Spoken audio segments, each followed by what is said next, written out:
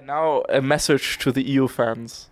I would say just watch out, NA mid laners, I'm not gonna lie, they're pretty boosted, but this guy is not as boosted as the rest. Watch out. Hello everyone, it's Darius from the Shotcaller, and it's day 37. The NA guys still haven't noticed that I've infiltrated them by wearing my sneaky NA patch.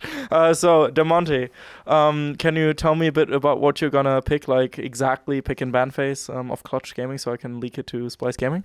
Yeah, I think something along the lines of Rumble, Qiyana, and Gangplank. Right, always works. Thank you so much. This was the interview now. Okay, I'm just kidding. Of course, I'm joined here by Damonte of Clutch Gaming. Congratulations to making it to Worlds. You also have quite the history in NA. This is like your second year in the LCS now, right? Like first year was Echo Fox, or this is my first full year playing. Right. Okay. But I played like as a substitute, I would say, last year. But you did get some stage time. Like you were there. Like you played. You participated. Anyway. It's pretty early in your career to make it to Worlds. How excited are you to be able to participate in this prestigious league event? It's super exciting. This is obviously like the most prestigious tournament of the entire year, and this is what every player grinds every day for, to come here and play this. And after getting here, after only playing for 2 years and then already being here, I feel very lucky. I think obviously I worked very hard for it, and our entire team worked super hard for it. So it doesn't feel like we're out of place at all. I definitely know that I'm not out of place. I'm looking forward to playing versus all of the other mid laners, and it's pretty cool for me being the only North American mid laner in the entire tournament, and like the only North American mid laner still playing like professionally at the highest level. Yeah, I mean, if TSM would have won that third seed, or even if CLG would have won, it would have been all European mid laners representing NA. So you are the one guy holding up the flag, if you will. Now that you've played a bit of SoloQ and you've got to match up against the mid laners here and there, would you agree that this kind of environment maybe fosters mid lane talent a bit more than NA? Most definitely. I think I haven't played versus all the LEC mid laners yet, or if any of them actually. I played against a lot of EU Masters mid laners, and I played versus Perks in mid lane actually. But he's off-roll ADC, so it's a little bit different. But I mean, definitely I can tell like the EU Masters mid laners are better than all of the like amateur mid laners in NA. So I think it's got to be a mixture of like the ping is definitely a big deal. And then for sure, just the environment. Everyone in US is trying to like outplay each other. No one is trying to go slow or do anything. Everyone is down to die 10 times and also get 10 kills. So for sure, everyone's fingers are much better here. Okay, it's all in the fingers. And then like maybe some history here and there, when you have one mid laner representing the region, then like others follow suit kinda. Do you hope to achieve that maybe a bit for NA, like motivate new NA mid lane talent to fucking try it? Oh yeah, by the way, we're near you can swear if you want. Dude, fuck yeah. Actually, because who are the NA mid laners? High, Pobelter. Yeah. Was that it? No. I mean of like huge mid laners. Like the ones that went to Worlds. I think it's just High and Pobelter. I mean, did Reginald like season 1 maybe? Maybe, but I don't really know. Yeah. I don't even know if that counts. But I mean, if anything, I'd love to be like the new NA mid laner that everyone is like trying to go after, because I feel like that's what like Forbidden when he went to Worlds with Fnatic, I feel like a lot of EU mid laners must have looked up to that. Like, damn, this guy just went to semifinals at Worlds. It was probably a huge inspiration for everyone, and like. I mean, even back before that, you had Froggen was so huge. Yeah, actually way before that. Froggen, Xpeke, you have insane players. That's like, what, 8 years ago at this point? So, yeah, you never know. Maybe 8 years from now, people are going to be like, oh, dude, Damonte, though. That'd be pretty sick, though. That would be super sick. What would you like to have your iconic champion? Because, with Xpeke, it has to be Kassadin. Yeah. But I mean, for sure, this year it's been like all about my Qiyana. Yeah. What would I want it to be, though? Probably like Zed or something. I mean, Qiyana's also an assassin, so it's pretty fun. I'm fine with it being Qiyana, but Zed is like the most fun champ, so. Are we going to see some Zed action at Worlds? What do you think? Maybe. Okay. At least I'm playing stage, surely. Yeah, maybe just have a little fun. But I don't think my coach would actually let me do that, so. Well, maybe not just for me, but like maybe if I, I don't know, the Japanese team picks Zed or something like that, that would be pretty. That'd be pretty crazy. That would be hype. What if he picks Zed against you, though? I hope I win, because if I lose, then I'm gonna get clowned on by all of Reddit. Ooh, like that Zed outplay on that Qiyana, yeah. I mean, sometimes it's a bit unfortunate, I feel like, that we can't have mirror picks anymore, so the infamous Faker probably will never be repeated, but maybe it's better for history in that regard. Qiyana has been played a lot in the jungle as well, though. Are you confident that she'll still, like, remain a mid laner as long as you have some say?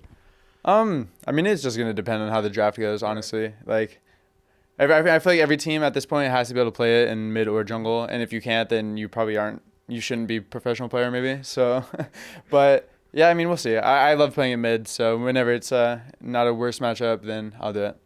Okay, fair enough. Now, of course, Fnatic G2 are looking pretty hot. Splice also just qualified, looking pretty good. Any mid laners you would specifically like to face up against? I really want to play against Caps, and then I really want to play against Rookie. The two big ones, basically. Yeah, pretty much. I feel like those two are the two players I've learned from the most, is kind of the reason I say this. I've watched just like so many VODs of both of those players and how they actually are thinking when they play the game. And it'll be interesting to kind of like test my own talent against them now, since it's probably been over a year now where I've been exclusively paying attention to those two players in particular. So even back then you were like completely on those I mean, Rookie kind of made sense. Caps also, I guess, to an extent, but like of course now Caps has manifested himself more. Yeah.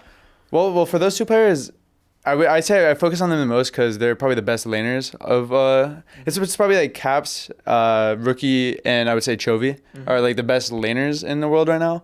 And that's where I focus on the most for them. And then obviously you have other players with like unique playstyles like Doinb. Doinb is not really a great laner, but the way he plays the map and his champion pool is very unique. So yeah, just playing against all of those players is gonna be really interesting. And I mean, honestly, we've been scrimming now for like a week. It's even fun playing against the wildcard teams because all of these teams are all the number one teams in their regions, so they know how to win the game. It's not like they don't know how to win the game.